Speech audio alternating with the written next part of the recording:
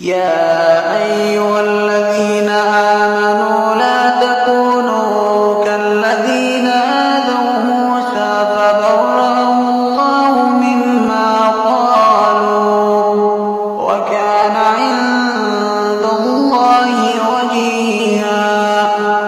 يا أيها الذين آمنوا اتقوا الله وقولوا قولا سديدا يصلح لكم أعمالكم ويغفر لكم ذنوبكم ومن يطع الله ورسوله فقد فاز فوزا عظيما.